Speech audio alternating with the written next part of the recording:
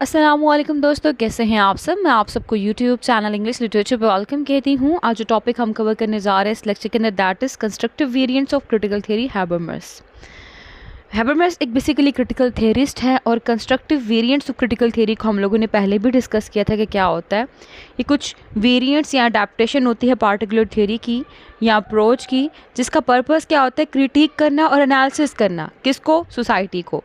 Society के अंदर क्या? पावर स्ट्रक्चर को, कि जो पावर स्ट्रक्चर है, जो सोशल नॉर्म्स चल रही हैं, जिसके अंदर ओप्रेशन भी किया जा रहा है, सब्जुगेशन भी किया जा रहा है लोगों को, सोसाइटी को, उन सब को देखते हुए कोई ना कोई स्पेसिफिक अप्रोच अडॉप्ट करते हुए क्या करना, सोशल चेंज लेके आना। ये था constructive variants of critical theory, जिसमें हमने देखा कि हमारे पास फेमिनिस्ट थ्योरी भी आ जाती है, जिसमें विमेन की राइट्स की बात की जा रही थी और बताया जाता है कि सोसाइटी में विमेन को ऑप्रेस किया जा रहा था। क्वेयर थ्योरी आई हमारे पास। इसके अलावा हमारे पास क्रिटिकल रेस थ्योरी आई थी, जिसमें देखा रेसिज्म के अकॉर्डिंग कि रेस और जेंडर बेस्ड और सेक्स बेस्ड डिस्क्रिमिनेशन क्रिएट की जा रही थी, और कहा गया उस थ्योरी के लिहाज से कि कोई भी किसी को डिस्क्रिमिनेट ना करे, ठीक है, हर एक को फ्रीडम प्रोवाइड की जाए। यानी कि सोशल चेंज की बात की गई उस थ्योरी के लिहाज से भी।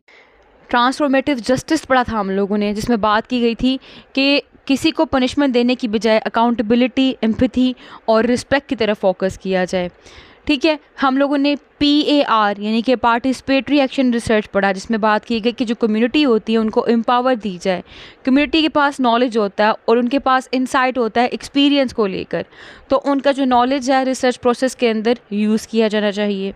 ये सब पढ़ा था हम लोगों ने constructive variants of critical theory के अंदर, और हम लोगों ने अंडरस्टैंडिंग ले ली कि हाँ, constructive variants of critical theory का मतलब यही है कि जो सोसाइटी है उसके अंदर जो पावर स्ट्रक्चर्स चल रहे हैं, जो नॉर्म्स चल रहे हैं, उनको एनालाइज किया जाए, उनको क्रिटिक किया जाए और उनको डीकंस्ट्रक्ट किया जाए, और उसके बाद का क्या किया जाए कि सोसाइटी के अंदर जो सोशल प्रॉब्लम्स हैं उनके सॉल्यूशंस निकाले जाएं, और एक जस्ट सोसाइटीज़ यानी कि ऐसी सोसाइटी जहाँ पे जस्टिस हो, वैसे की सोसाइटीज़ क्रिएट की जाए। अब हमारे पास यहाँ पे एक नया वर्ड आ गया, वो है हैबरमस। हैबरमस कौन है? ये क्रिटिकल थियरिस्ट है। अब constructive variants of critical theory के अंदर हैबरमस का भी एक इम्पॉर्टेंट नेम है, और हमने आज के लेक्चर के अंदर देखना है कि जो हैबरमस हैं वो constructive variants of critical theory के अंदर क्या क्या चीज़ें इंट्रोड्यूस करवाते हैं, इन्होंने क्या कंट्रीब्यूशन दिया है इस फील्ड के अंदर।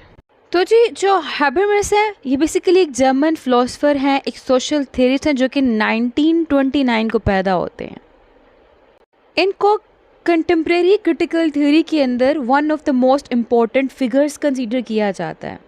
इन्होंने सोशियोलॉजी के अंदर, पॉलिटिकल साइंस के अंदर, कम्युनिकेशन थ्योरी के अंदर एक मेजर कंट्रीब्यूशन दिया है। एंड थ्रू अपने करियर के अंदर इनका यही मानना था कि जो क्रिटिकल थ्योरी है वो क्या है, means of promoting social justice and emancipation. इसी आइडिया के साथ स्टक रहे हैं थ्रू आउट अपनी लाइफ, थ्रू आउट अपने करियर में, और ये बहुत ज़्यादा फेमस हुए अपनी थ्योरी ऑफ कम्युनिकेटिव एक्शन। इस बेस पे ये हमारे सिलेबस में भी इंक्लूड है, इसको मैं सेपरेट लेक्चर में भी इन डिटेल डिस्कस करने वाली हूँ। क्लियर? तो अब स्क्रीन पे देखें जी। Jürgen Habermas is a prominent German philosopher and critical theorist who has contributed significantly to the development of constructive variants of critical theory. Here are some examples of Habermas' constructive contributions. कहते हैं जी, इन्होंने एक significant role play किया है किसके अंदर? Constructive variants of critical theory के अंदर, उसकी डेवलपमेंट के अंदर, और उनमें से कुछ एग्जांपल्स हैं स्क्रीन पे शो की गई हैं। नंबर 1 पे आती है जी इनकी communicative action, which is one of the most important examples, ठीक है। बहुत इंपॉर्टेंट कॉन्सेप्ट भी है, इसको हमने इन डिटेल सेपरेट लेक्चर में डिस्कस भी करना है। और जैसा कि इसका नेम है कम्युनिकेटिव एक्शन, तो it means communication means dialogue. तो यहाँ पे ये डायलॉग के ऊपर एम्फसाइज करते हैं, डायलॉग के इम्पोर्टेंस के ऊपर एम्फसाइज करते हैं, और कहते हैं कि जितनी भी कम्युनिटी है उन कम्युनिटी के अंदर डायलॉग्स की इम्पोर्टेंस को ज़ोर दिया जाना चाहिए। जो लोग हैं उनके अंदर जितने भी इश्यूज़ हो रहे होते हैं, जितने भी प्रॉब्लम्स हो रहे होते हैं, उनको चाहिए कि वो एक दूसरे से डायलॉग करें, बातचीत करें, क्योंकि डायलॉग की बेस पे क्या होता है, इनका मानना यह है कि डायलॉग की बेस पे सोशल जस्टिस आता है। डायलॉग के थ्रू सोशल प्रॉब्लम्स को रिसोल्व किया जा सकता है। डायलॉग्स के अंदर रैशनल डिस्कोर्स होता है, ठीक है। उस डिस्कोर्स की बेस पे जो आपके प्रॉब्लम्स हैं, जो इश्यूज हैं, उनको सोल्व किया जा सकता है rather than rely on power relations. अब स्क्रीन पे देखिए, कहते हैं Habermas theory of communicative action emphasizes the importance of dialogue and mutual understanding in the pursuit of social justice. According to Habermas, people should engage in dialogue to identify and resolve social problems through rational discourse, rather than relying solely on power relations. Clear? तो इन्होंने अपनी communicative action के अंदर dialogue के ऊपर focus किया है, dialogue की इंपॉर्टेंस पे फोकस किया है, और इसकी डिटेल क्या है हम लोगों ने इसको इन डिटेल सेपरेट लेक्चर में भी कवर करना है। मैं आपको अगेन बता दूं, क्योंकि इस रिस्पेक्टिव लेक्चर के अंदर हम लोग इनके जितने भी कॉन्सेप्ट हैं उन कॉन्सेप्ट को लेके चल रहे हैं। सेपरेट लेक्चर में हमारा एक सेपरेट टॉपिक है जिसमें हमने इन डिटेल कम्युनिकेटिव एक्शन को डिस्कस करना है।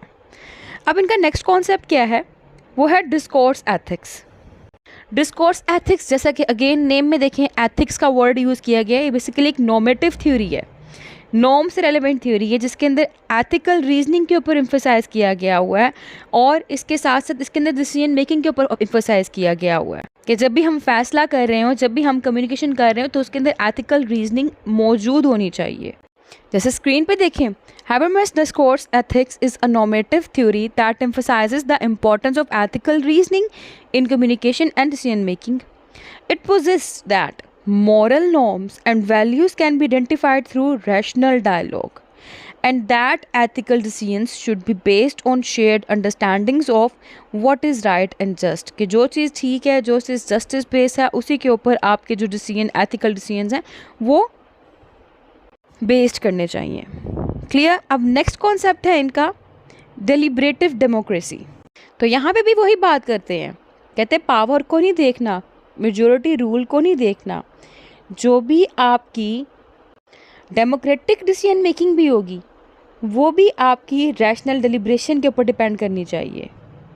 रैशनैलिटी मीन्स नॉलेज के ऊपर, और यहाँ पे भी यही कहा गया है कि जो पब्लिक डिबेट है उनके अंदर भी रैशनैलिटी का एलिमेंट होना चाहिए, और उसी रैशनैलिटी की बेस पे जो आपके डिसीजंस हैं वो लिए जाने चाहिए।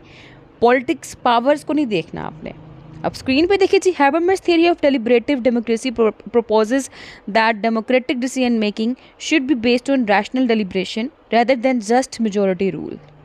According to this theory, public debate should be guided by principles of rationality and inclusiveness, and decisions should be reached through reasons, senses rather than कोरेशन और पावर पॉलिटिक्स। कोरेशन कहते हैं अगेन फोर्स को, कि फोर्स का यूज़ करते हुए अपनी बात को मनवाना। कहते हैं नहीं, कोरेशन और पावर पॉलिटिक्स नहीं यूज़ करना, आपको चाहिए कि वहाँ पे जो भी आपके डिसीजंस हैं वो रीजन बेस्ड हों, रेशनैलिटी बेस्ड हों, ओप्रेस करके आपने बात नहीं मनवानी।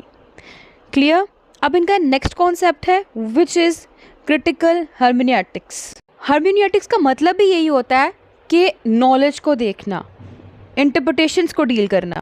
और क्रिटिकल हर्मेनेटिक्स में क्या होगा, इसमें बेसिकली हम लोग सोशल फिनोमेना को इंटरप्रेट करते हैं और एम्फसाइज करते हैं हम लोग कॉन्टेक्स्ट को, डायलॉग को, इंटरप्रिटेशन को। तो Habermas critical hermeneutics is an approach to interpreting social phenomena that emphasizes the importance of context, dialogue, and interpretation. It seeks to understand the meaning of social phenomena by examining the historical, social, and cultural context in which they arise and by engaging in critical dialogue with others. कि इसमें हम क्या देखते हैं, इसमें हम लोग social phenomena देखते हैं किस तरह से historical, social and cultural context को देखते हुए, ठीक है, और उसको बाद में हम इंगेज करते हैं क्रिटिकल डायलॉग और दूसरों के साथ, कि दूसरों से हम लोग क्रिटिकल डायलॉग्स करते हैं इन कॉन्टेक्स्ट को देखते हुए, ठीक है, इंटरप्रेट करते हैं सोशल फिनोमेना को। ये क्रिटिकल हर्मेनेटिक्स।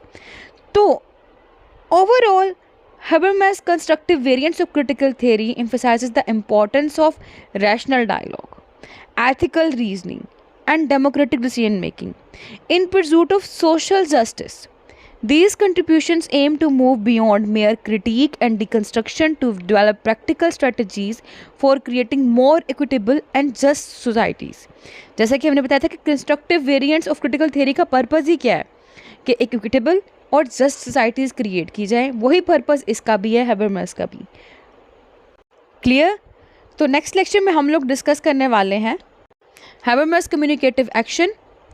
तो आई होप ये लेक्चर आपके लिए काफ़ी हेल्पफुल रहा होगा। वीडियो पसंद है, वीडियो को लाइक भी करिएगा, हमारे चैनल को सब्सक्राइब करना मत भूलिएगा। दुआओं में खास याद रखिएगा। Stay tune with us, take care.